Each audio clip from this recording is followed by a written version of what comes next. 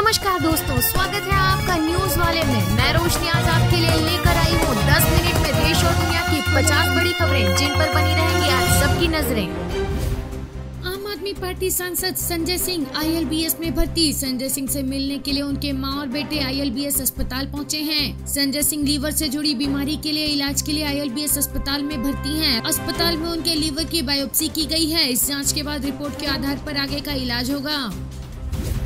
गिरफ्तारी के बाद 4.5 किलो घटा केजरीवाल का वजन। तिहाड़ जेल में बंद अरविंद केजरीवाल का स्वास्थ्य ठीक नहीं है। सीएम के घटते वजन पर डॉक्टर्स ने चिंता जताई है। हालांकि तिहाड़ जेल प्रशासन के मुताबिक अरविंद केजरीवाल बिल्कुल ठीक हैं। जेल के डॉक्टरों ने ऐसी कोई चिंता जाहिर नहीं की है। अदालत ने मधुमेह होने से उन्हें सुबह शाम घर का खाना खाने की इजाजत दी है, जबकि नाश्ता जेल का ही करेंगे। उनके नाश्ते से आलू हटा दिया गया है। उनके सेल में मच्छरदानी लगा दी गई है।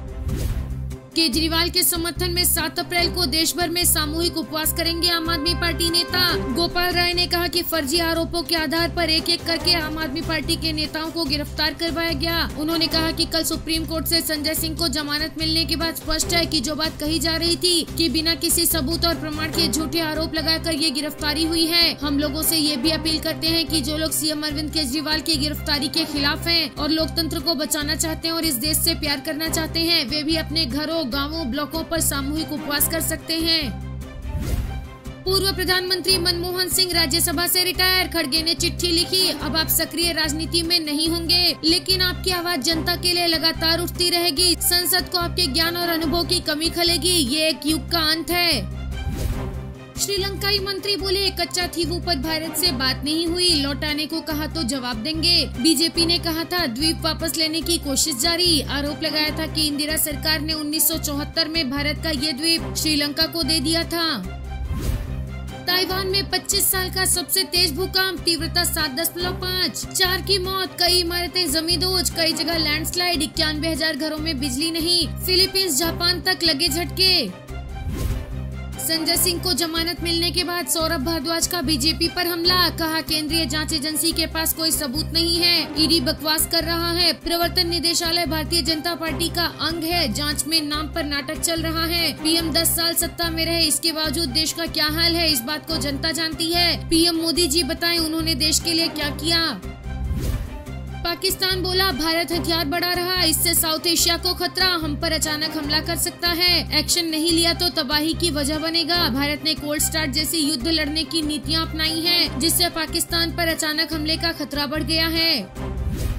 भारतीय अर्थव्यवस्था के लिहाज से एक अच्छी खबर सामने आई है। वर्ल्ड बैंक ने अनुमान जताया है कि साल 2024 में भारतीय अर्थव्यवस्था 7.5% की दर से विकास करेगी। वर्ल्ड बैंक के पूर्व के अनुमान की तुलना में ये 1.2% ज्यादा है। इमरान खान बोले, बुशरा को जहर दिया गया। पाकिस्तान के पूर्व पीएम का आरोप, पत्नी को कुछ हुआ तो आर्मी चीफ जिम्मेदार होंगे। बुशरा खान के बनी गाला वाले आलीशान घर में सजा काट रही हैं। इसके एक हिस्से को सब जेल में तब्दील किया गया है।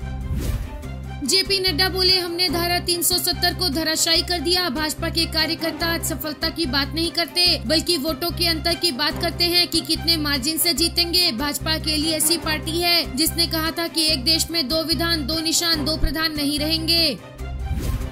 पीएम मोदी बोले, तीसरे टर्म में फ्री बिजली का टारगेट, हर घर में सोलर बिजली प्लांट लगाने की भी योजना है। सरकार की नीयत सही हो तो नतीजे भी सही आते हैं। मोदी ने कहा कि कांग्रेस के शाही परिवार के शहजादे ने ऐलान किया है कि अगर देश ने तीसरी बार मोदी सरकार को चुना तो देश में आग लग जाएगी। 60 साल तक देश पर राज करने वाले 10 साल सत्ता से बाहर क्या रह गए, अब देश में आग लगाने की बात कर रहे हैं। ऐसे लोगों को चुन चुन कर साफ कर दो, ऐसे लोगों को मैदान में मत रहने दो भाइयों। कांग्रेस इमरजेंसी माइंडसेट वाली पार्टी है। विदेश मंत्री जयशंकर बोले, आशा है भारत यूएन का स्थायी सदस्य बनेगा, इसके लिए हमें मेहनत करनी पड़ेगी। पूरी दुनिया का रुख इस वक्त भारत के पक्ष में है। यूएन की स्थापना करीब 80 साल पहले हुई थी। इन 5 देशों ने ही आपस में तय कर लिया कि यूएनएससी में कौन स्थायी सदस्य होगा। आज यूएन में 193 देश हैं, लेकिन 5 स्थायी सदस्य बाकियों को कमतर समझते हैं। इन 5 देशों ने ही सारा कंट्रोल अपने पास रखा है। आश्चर्य ये है कि आपको इनसे ही किसी बदलाव के लिए पूछना पड़ता है। कुछ सहमत होते हैं, कुछ ईमानदारी से अपना पक्ष बता देते हैं, जबकि कुछ पर्दे के पीछे से खेलते हैं। अमित शाह बोले पीएम और राहुल में कोई तुलना नहीं। मोदी ने 23 साल से छुट्टी नहीं ली। राहुल गांधी गर्मियां आते ही विदेश चले जाते हैं। कांग्रेस पार्टी उन्हें 6 महीने ढूंढती रहती है। मोदी ने 23 साल तक मुख्यमंत्री और प्रधानमंत्री के रूप में काम किया। अब तक उन पर 25 पैसे के भ्रष्टाचार का भी आरोप नहीं लगा। दूसरी तरफ भ्रष्टाचार का ये घमंडिया गठबंधन है। मनमोहन सिंह और सोनिया गांधी के नेतृत्व में कांग्रेस के 10 साल के शासन के दौरान 12 लाख करोड़ रुपए का घोटाला और भ्रष्टाचार हुआ। सीएम योगी ने कानून व्यवस्था पर बोलते हुए कहा कि आज यूपी में गली गली बमबाजी नहीं, हर हर बम बम होगा। उन्होंने कहा कि सपा सरकार के समय कांवड़ यात्रा बैन थी और कर्फ्यू लगा हुआ था। इन्होंने पहचान का संकट भी खड़ा कर दिया था। इनके समय में गुंडे जगह जगह बम विस्फोट करते थे, गली गली बमबाजी करते थे। हमने कहा कि अब यूपी में बमबाजी नहीं, हर हर बम बम होगा। ये लोग यूपी को बदनाम करते थे।